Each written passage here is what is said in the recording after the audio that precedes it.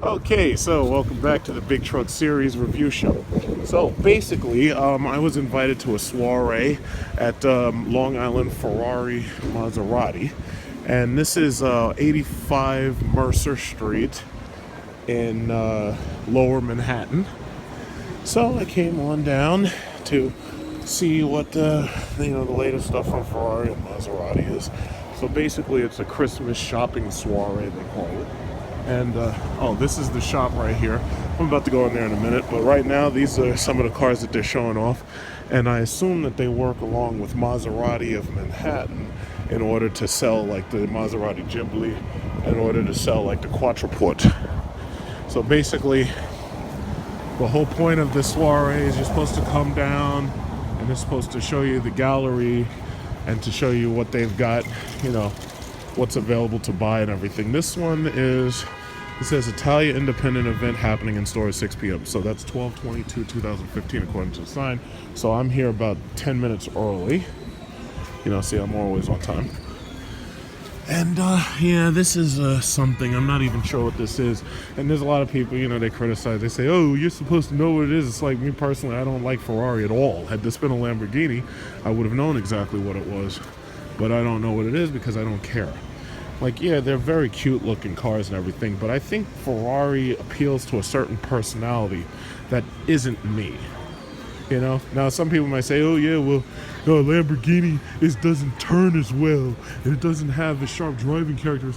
None of that really matters to me, because the thing about it is nobody is ever really driving cars like that in Manhattan. I mean, have you seen these roads? Look at these roads, cobblestone roads. You're not driving a car like this.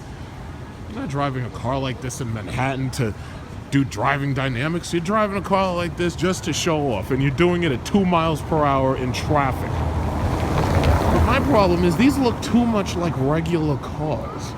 The Lamborghini design makes them stand out so much more. These look like regular cars, Like, they look like regular sports coupes. Like this one right here looks exactly like a Maserati GT coupe. And I actually like the Maserati GT coupe a little bit more because of the way it looks.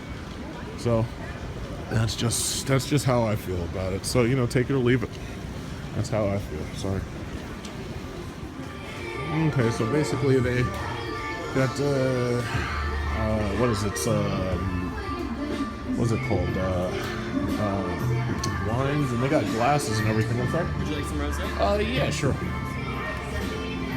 It's funny, this is the first time I came to this place. I thought this would be kind of like the dealership Maserati Manhattan. That's what I thought it was going to be like. No, you guys aren't, it's not the same place, huh? No, it's kind of affiliated, but no. Thank you. Okay. Lots of different glass.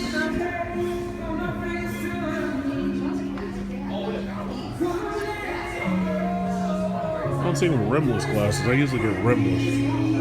Those are kind of nice. They have these thick top frames. I like my frames thin, but that looks good. Okay. It's like, yeah, don't drink and drive, people. Don't drink and drive. Don't drink and drive Ferrari. So basically, the party's now getting started because we got the Ghibli pull up. And as you remember, I think I made 1 or 2 videos about the Ghibli. In fact, I actually made a third one, which you may not have been able to see because I think I marked it unlisted so I could only show it to some of my friends. But this is part of the show. I think they're going to have a Quattroporte, brand new. This is a Q4 Ghibli.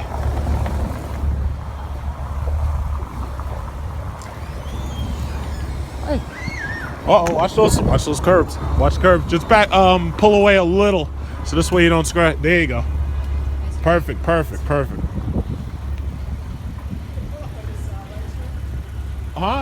After, yeah, you can park on it right after 6, yeah. Ghibli. Maserati of Long Island. Ghibli. Got the Ghibli. Okay.